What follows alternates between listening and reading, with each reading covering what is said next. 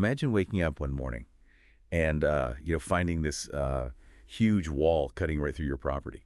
Oh, wow. Yeah, it's cutting you off from your land, from your neighbors, maybe even like part of your I house. can't even imagine. Yeah, it's a pretty stark image. And unfortunately, it's the reality for a lot of Palestinians living in the West Bank. Right, because of the security barrier. Exactly. And it's that kind of complexity that we're going to be digging into today as we look at the evolution of Israeli settlements in the West Bank. It's one of those stories that people think they know, but there's so much more to it than I think a lot of people realize. Absolutely. And to help us really get into it, we're turning to NPR's Throughline podcast, their episode City on a Hilltop. Oh, yeah, they always do a great job.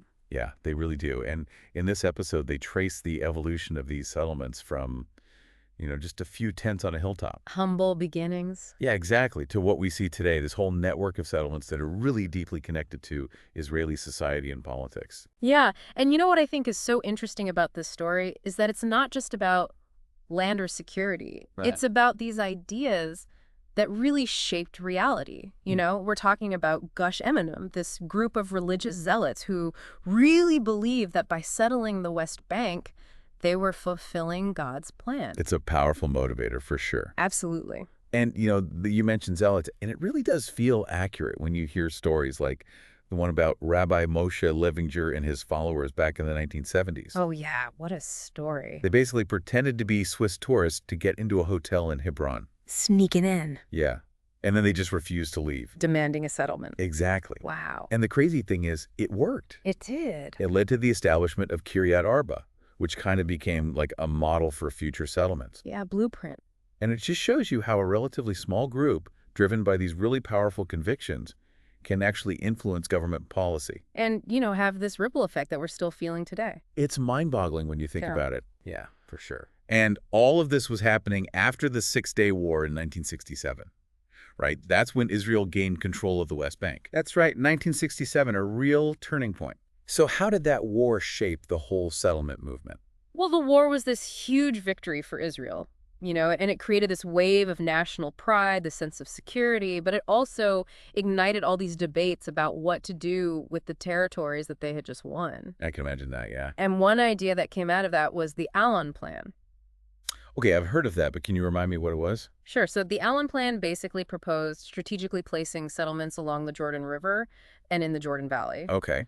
The idea was to create these defensible borders while also trying to minimize, friction with the Palestinian population. So from the beginning, it sounds like security was a major factor in shaping settlement policy. Oh, absolutely. But, the thing is, the Allen Plan was never actually officially adopted. Really? And what ended up happening was much more complicated. I bet. And to understand that complexity, we really need to talk about Ariel Sharon. Okay, so Sharon, he's a name that Evokes a lot of feelings. he does, doesn't he? He was a brilliant military strategist, but also incredibly controversial, and his impact on settlement policy was huge. There's no doubt about that. He's often credited with this idea of creating facts on the ground. Okay, what does that mean exactly? So basically, it was this belief that by rapidly expanding settlements, you could make it practically and politically impossible to imagine a future without them. Oh, I see. So make it a reality on the ground first, and then the politics have to catch up. Yeah, exactly. And he was not shy about promoting that vision. I mean, those Sharon tours are kind of infamous, right? Oh, yeah, those bus trips where he'd take Israelis to visit the settlements. Help them envision the West Bank as part of Israel. Exactly. It was all about building public support for this idea. And those tours were incredibly effective, right? Right. Oh, they were masterfully done. They weren't just about sightseeing. They were about connecting people to a narrative, to this story, making them feel like they were part of something historic and important. And as that movement gained momentum, the settlements themselves started to look less like these isolated outposts. Right. More like suburbs with paved roads, schools, parks. All the comforts of home. Exactly. So it wasn't just about ideology, it was about creating a better quality of life. Absolutely. And that was appealing to a lot of Israelis. I can see why. And all of this was happening against the backdrop of the Oslo Accords in 1993. Those agreements that were supposed to create a framework for peace and Palestinian self-governance. So you'd think that with a peace process underway, settlement expansion might slow down. You'd think so, right? But that's not what happened at all. It's like these two parallel realities developing side by side. It really is one focused on peace and the other focused on, solidifying Israeli presence in the West Bank. So what fueled that continued growth, even with the Oslo Accords in motion? It's a mix of factors. On one hand, you had this economic incentives. Land was cheaper in the West Bank. The government was offering subsidies for settlers. And then on the other hand, you still had that deeply rooted religious ideology driving Gush Emunim and their supporters. Right. And then, of course, you can't forget about the security concerns that many Israelis felt, particularly in the wake of the First Intifada.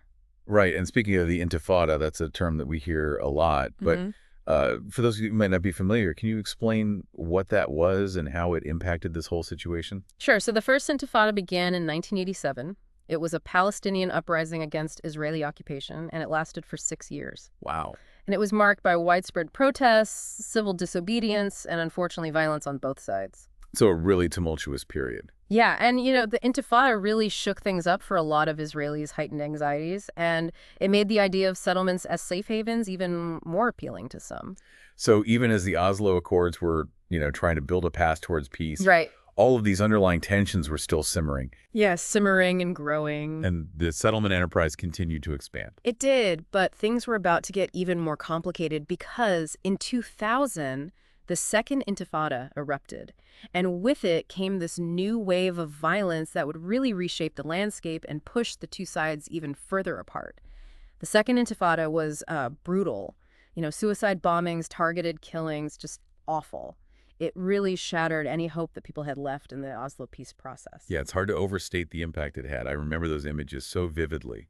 The fear, the anger, just this sense that things were completely spiraling out of control. It felt like a turning point.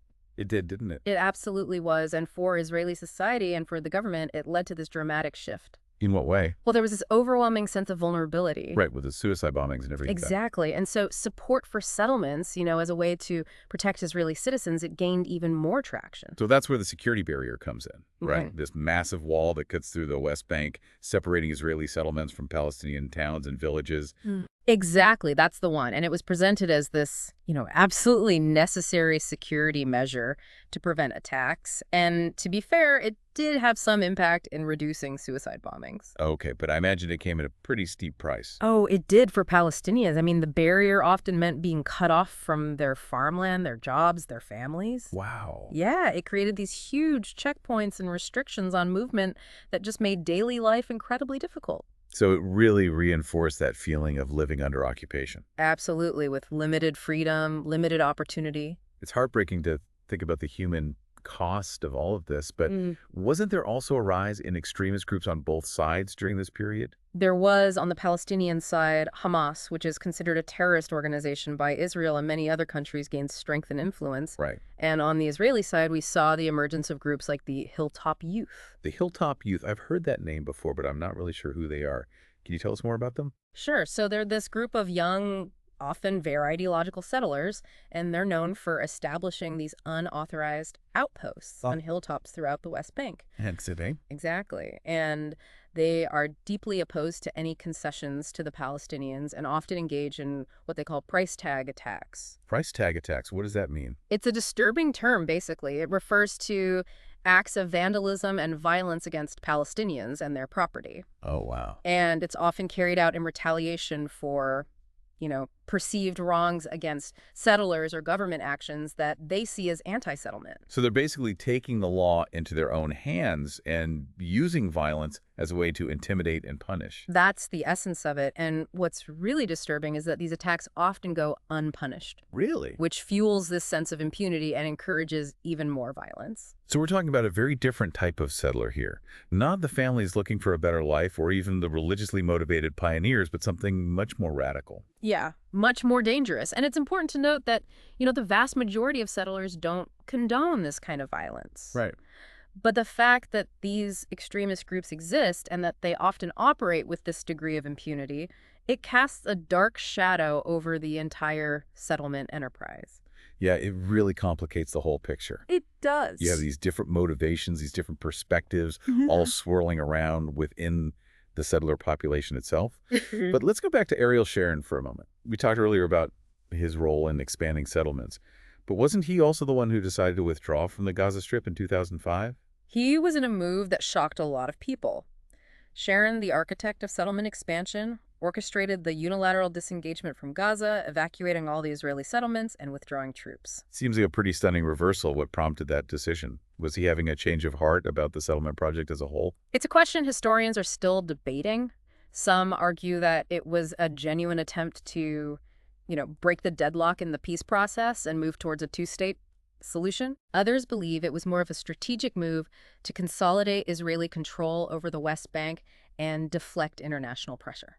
So pulling out of Gaza might have been a way to say, look, we're making concessions, Right. while simultaneously strengthening their hold on the West Bank, which arguably is more strategically and religiously significant. For many Israelis, yes. And it's important to remember that even as Sharon was pulling out of Gaza, settlement construction in the West Bank continued, often at a faster pace. It sounds like there was a lot of political calculation going on. There was, but what about the impact on Gaza? Did the withdrawal lead to a more peaceful, stable situation? Right, good question. Well, unfortunately, no. In 2007, Hamas seized control of Gaza, which led to, ongoing conflict with Israel and a humanitarian crisis that's still going on today. So mixed bag at best? It is. The withdrawal from Gaza is a complex and controversial chapter, and its legacy is still very much being debated. So it sounds like it was a gamble that didn't really pay off for either side. Yeah, you could say that. But let's shift our focus back to the West Bank for a moment.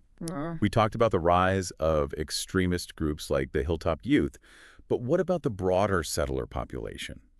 How has the settlement enterprise evolved in recent years? Well, the settlements have become much more integrated into Israeli society and the economy. In what way?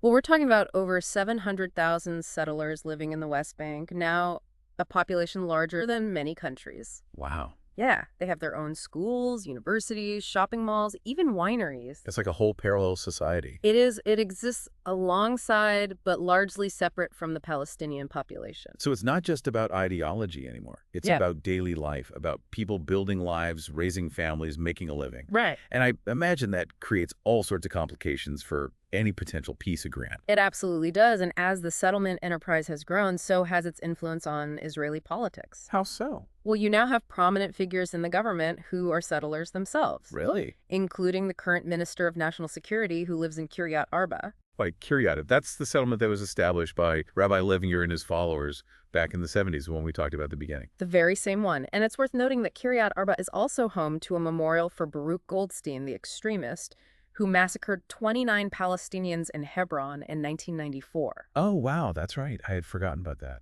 It's a stark reminder of the dark undercurrents of violence and extremism that are still part of this conflict.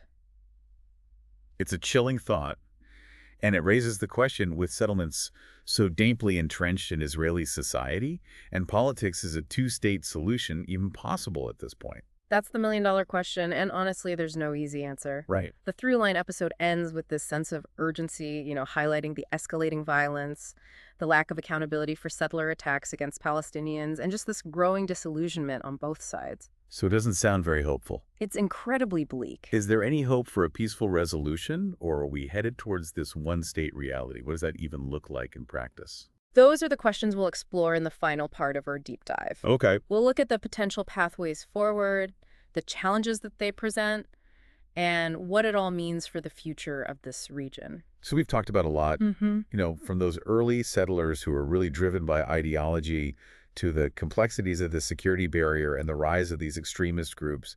And honestly, it's a lot to take in. It is. It's heavy stuff. It really is. But I think one of the things that's sticking with me the most is just the sheer scale of the settlements now. It's massive. It is over 700,000 people living there. It's hard to imagine just uprooting all of them, even if there was the political will to do so. Yeah, that's one of the main reasons why the two-state solution, which, has been the framework for peace negotiations for decades, is looking less and less likely. So if a two-state solution is kind of fading away, does that mean we're headed towards a one-state reality? Israel and the Palestinian territories becoming one country? It's definitely being talked about more seriously than ever before, but it raises all sorts of really tough questions. Well, how would citizenship work in a single state? Would Palestinians have equal rights to Israelis? That's a big one. It is. And then what about land ownership, resource allocation? And, we can't forget about the cultural and religious differences that have been at the heart of this conflict for so long. Absolutely. Could those be bridged in a way that feels fair and just for both sides? I mean, that's really the core issue, isn't it? A one-state solution might address some of the injustices of the current situation, but it would also require a huge amount of compromise and reconciliation. And honestly, given the level of mistrust and animosity that exists right now, it's hard to see how that could happen peacefully. So we're kind of left with this really bleak outlook. A two-state solution seems almost impossible. hmm A one-state solution seems incredibly challenging. Is there any other way forward? You know, the Throughline episode doesn't offer any easy answers, and I don't think anyone really has them right now. Yeah. But what it does emphasize is the urgency of finding some kind of solution, whatever that might be, because the status quo is just not sustainable. Right, it's causing so much suffering on both sides, and it's just perpetuating this cycle of violence that helps no one.